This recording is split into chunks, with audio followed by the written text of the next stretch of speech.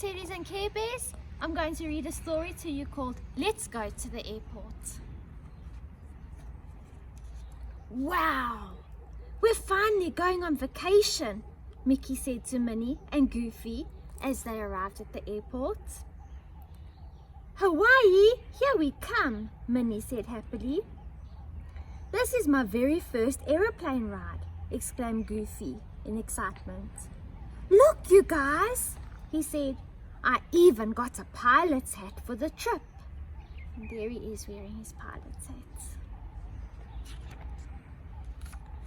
At the check-in counter, the agent stamped Mickey's ticket and then Minnie's.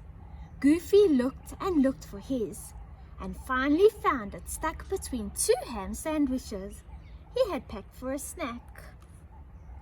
The ticket agent stamped the ticket. Now don't lose this, she warned Goofy. And there's his ticket in between his two ham sandwiches. Goofy thought hard. I know, he exclaimed. I'll put it inside my pilot's hat. That's really safe. He tucked the ticket snugly inside the hat. Just then, as a group of pilots hurried into the airline terminal, a stiff breeze blew Goofy's hat right off his head. Whoosh! Stop that hat! Goofy yelled, racing after it.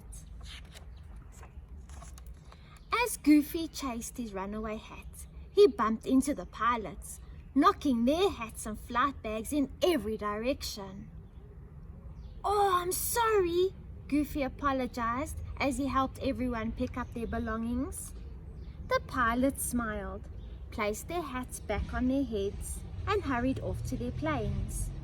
Goofy picked up the last hat and looked inside. Oh no, he cried. One of those pilots took my hat by mistake, and my ticket's in it. Don't worry, Goofy, said Mickey. We'll help you find the pilot who has your hat. Minnie put her bags through the X-ray machine and hurried down a long hall to the boarding area. She saw hundreds of people getting on and off planes, but she didn't see a single pilot anywhere. Mickey knocked on the door of the air traffic control tower. Inside, people with radios were telling the pilots when to take off and land their planes. Could you please use your radios to ask the pilots if one of them has Goofy's hat and ticket? Mickey asked. Meanwhile, Goofy spotted a pilot walking toward the baggage claim area. Goofy ran after the pilot, but he tripped and fell, clunk, onto a baggage conveyor loaded with suitcases. Around and around Goofy whirled until his head was spinning. Goofy staggered off the conveyor and stumbled through a door that led to the edge of the airfield. A plane was taxiing past slowly.